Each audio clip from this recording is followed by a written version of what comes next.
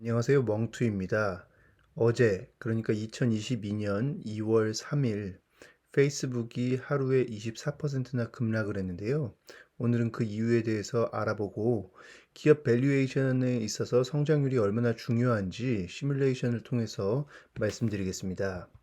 페이스북의 4분기 실적 결과를 보면요. 겉으로 봤을 땐 꽤 나쁘지 않습니다. 왜냐하면 매출액이 꽤 높은 성장률을 유지하고 있었거든요.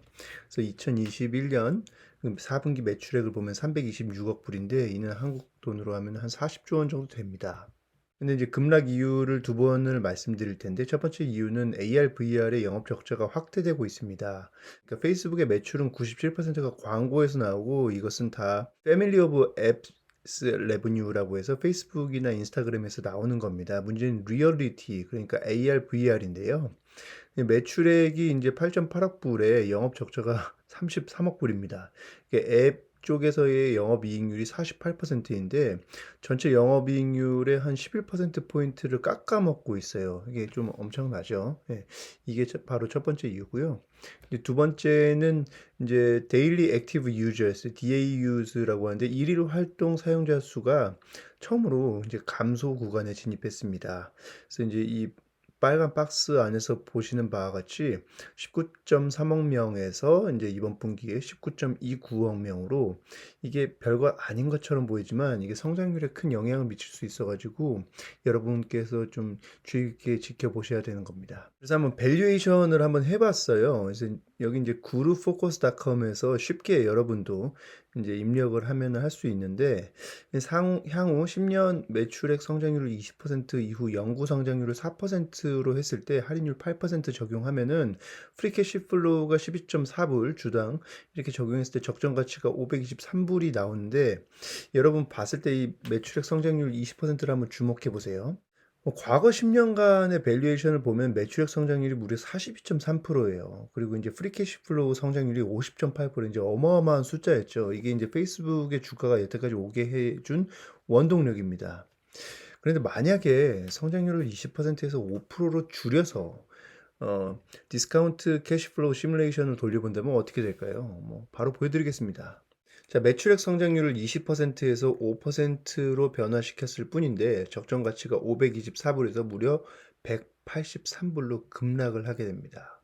이렇게 되면은 이제 안전마진이 없고 오히려 30%가 더 떨어져야 될, 예, 그렇게 해석을 할 수도 있어요. 그래서 성장률의 중요성을 인식해야 되고요. 이걸 조금 더 쉽게 풀어서 말씀드리겠습니다. 이게 이제 엑셀로 한번 이제 시뮬레이션을 해봤는데요. 매출액 성장률 20%, 그리고 5%, 10년 후 프리캐시 플로우의 현재 가치 NPV를 한번 보면요. 여러분이 보셔야 될 거는 한 가지만 바꿨습니다. 저는 여러분 이제 보시다시피 20%를 5%로 성장률을 바꿨을 뿐인데 처음에 현재 가치 별 차이가 없어요. 예?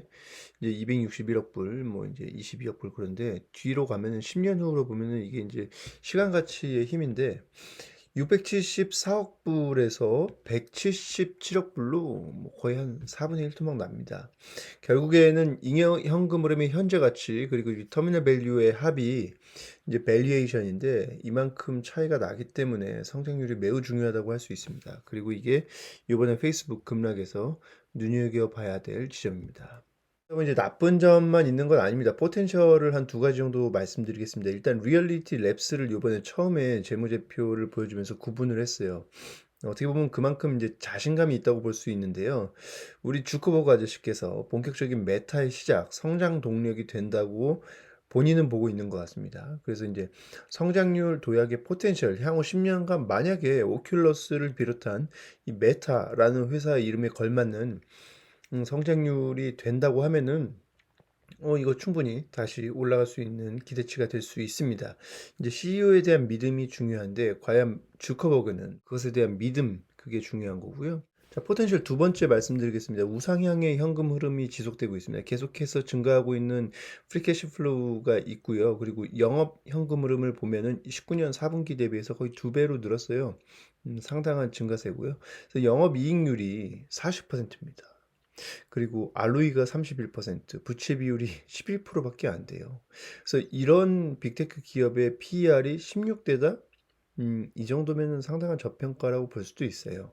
그래서 제가 보여드린 그 리스크 두 개와 포텐셜 두 개를 한번 여러분께서 생각해 보시고 주커버그에 대한 믿음, 포텐셜이 리스크를 이길 것인가, 아니면은 여기서 메타가 침몰할 것인가. 주커버그도 이거를 다 알고 있었을 거예요. 다 알고 있어서 회사 이름을 변경할 만큼 무리수를 둔 거죠. 여기서 과연 어떤 길을 갈 것인가 두 갈래의 길이 있는데 여러분의 선택은 이 중에서 한번 하시면 될 것 같습니다. 오늘은 여기까지였고요. 페이스북 앞으로 좀 잘 될 수 있길 기원해 봅니다. 투자자 여러분, 화이팅입니다. 감사합니다.